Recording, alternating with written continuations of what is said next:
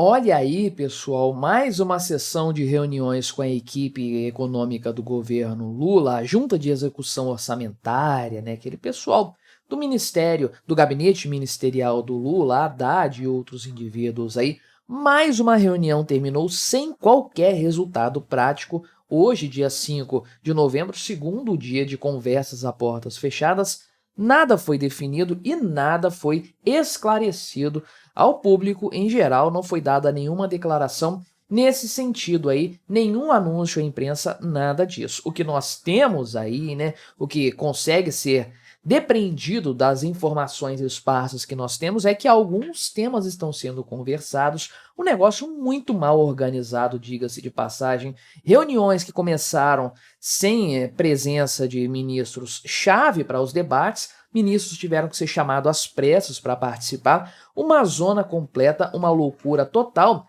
E, obviamente, o grande problema nessa história, o grande fator, se chama Luiz Inácio Lula da Silva, que é quem dá a palavra final em qualquer tipo de mudança, em qualquer tipo de organização fiscal, que quer que seja, e, como bem sabemos, não tem o menor interesse em resolver esse problema aí.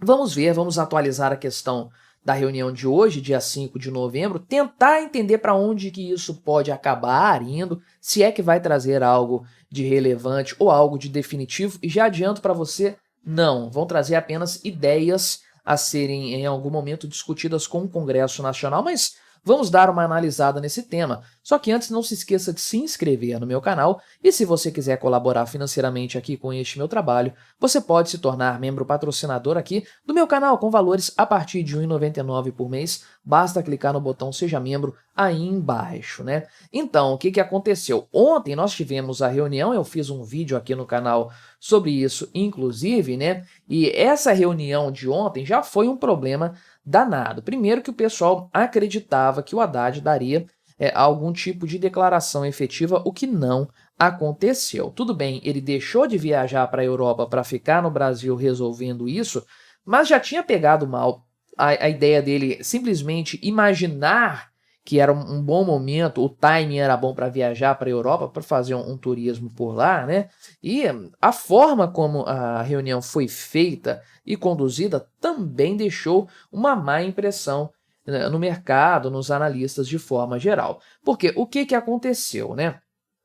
Havia a expectativa de que houvesse algum anúncio aí, só que nada de fato foi demonstrado. De noite, quando acabou a reunião, o pessoal deu umas declarações vagas ali e nada além disso, né? Então, estavam presentes alguns ministros desde o início da reunião, só que a Miriam Belchior, que é a secretária executiva da Casa Civil, falou o seguinte, né? Mas como é que a gente vai decidir, vai conversar sobre alguns temas aqui, sem a presença dos ministros responsáveis por essas áreas que vão sofrer cortes? Então, aí que a Nízia Trindade, o Camilo Santana e o Luiz Marinho foram convocados de última hora para a reunião. A reunião já estava acontecendo, mandaram eles ir, falaram, para o que está fazendo, vem agora que o chefe está chamando. Aí eles foram lá para a reunião ali, participaram da reunião então, né? E aí, segundo auxiliares, informações de bastidores, o que o Haddad fez foi explicar as medidas que estão sendo analisadas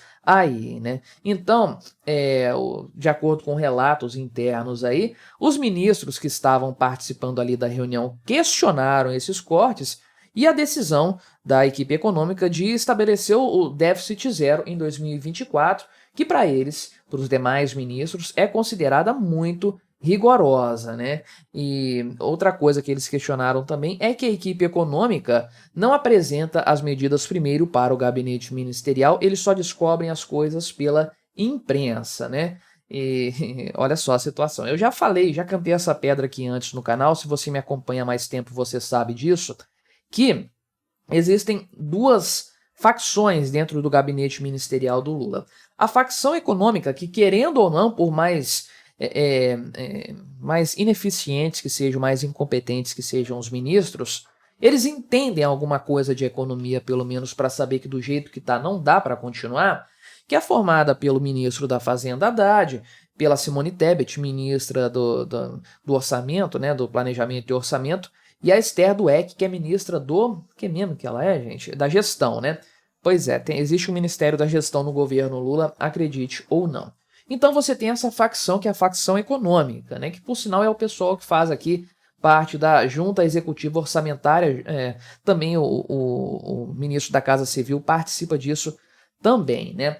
Só que você tem a outra facção, que é a facção política, que quer gastar dinheiro, que quer ter alocação de recursos, que quer fazer programas sociais, que quer dar aquela moral no capital político do Lula e não tá nem aí para questões fiscais, questões econômicas de longo prazo. Depois é outro mandato, o próximo presidente que se lasque com isso aí. E, obviamente, essas duas facções têm objetivos completamente distintos. É por isso que a gente vê esse tipo de racha nessas reuniões. O Haddad mostra os argumentos ali em números e gráficos e eles falam, não, a gente não quer saber disso não. Vocês começaram com a ideia errada de equilibrar as contas. Era só falar que não ia equilibrar, que estava tudo certo, tudo resolvido, né?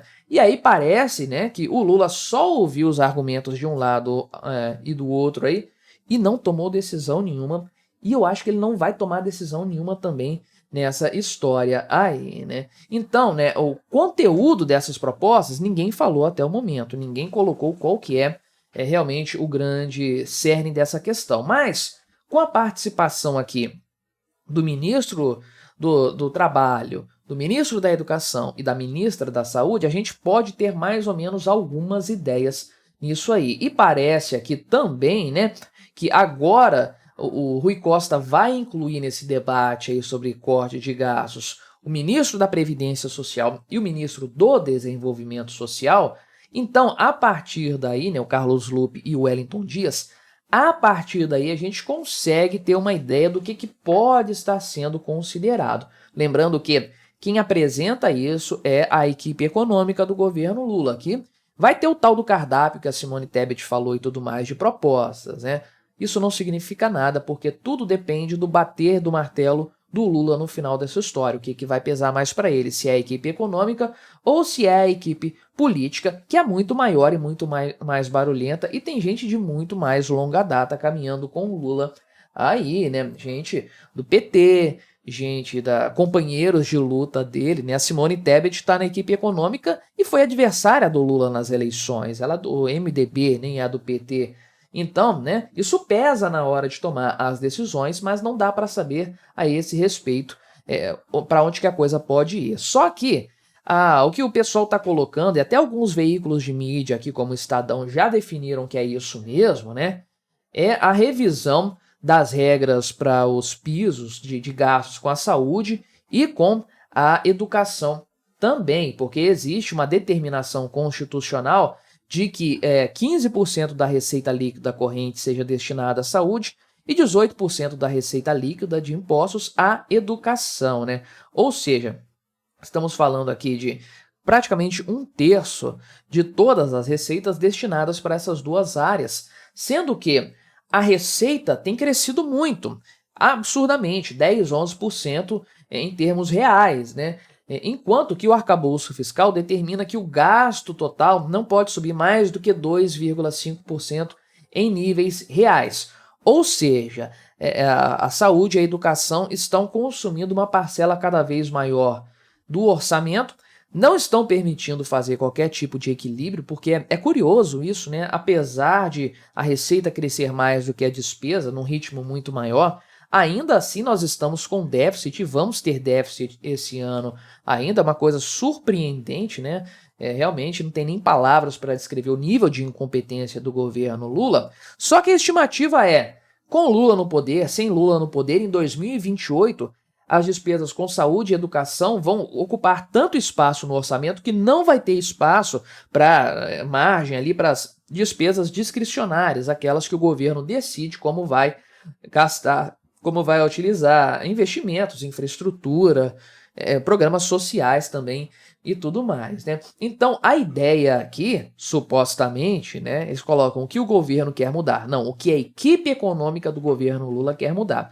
O governo, que é o Lula é o presidente sol do Brasil, ele não quer mexer com nada disso aqui.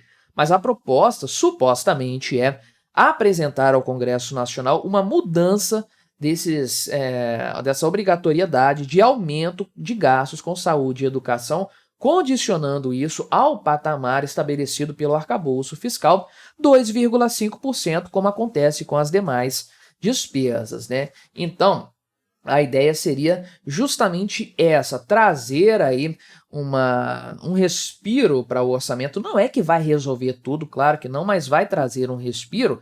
E se uma ideia dessa aqui, eu não vou negar não, tá? Se uma ideia dessa aqui é apresentada, o mercado reage bem a isso, porque o mercado em relação ao Brasil acredita em qualquer coisa, é impressionante, se ilude muito fácil, né? Só que isso aqui obrigatoriamente tem que passar pelo Congresso Nacional, por se tratar de uma determinação constitucional. Então lá vem mais um parto via PEC, que sabe-se lá quanto tempo que vai demorar, sabe-se lá que jabuticaba vai ser enfiada nessa PEC, quais serão as negociações, a que preço que isso vai ser aprovado, enfim, né? É uma grande incógnita de fato, e as discussões seguem firmes aqui, sem qualquer tipo de previsão de encerramento dos debates e de anúncio de alguma medida, qualquer que ela seja, né? Então, hoje teve até uma reunião ampliada aqui, participaram pessoas aqui do INSS, do Dataprev, da Serpro, né? Enfim, vários indivíduos estão participando disso aí e tudo mais. O Wellington Dias participou hoje, né? O Carlos Lupe também. Não se sabe aí, né? Exatamente o que aconteceu. Teve uma reunião de manhã, depois, 4h30 da tarde, o Fernando Haddad voltou aí, né, para fazer uma reunião aqui com a ministra da Educação, o ministro da Educação, a ministra da Saúde, enfim, com esse pessoal aí. E de fato, né, também não há previsão nenhuma de que hoje ainda o Haddad converse com a imprensa. Tá todo mundo ainda na expectativa. Vamos ver aonde isso vai dar, com grande risco disso não dar em nada no final das contas. E se você quiser ver o vídeo que eu fiz sobre a primeira reunião, vou deixar aqui do lado para você clicar, continuar assistindo no meu canal. Não se esqueça de se inscrever por aqui se você ainda não for inscrito e até a próxima.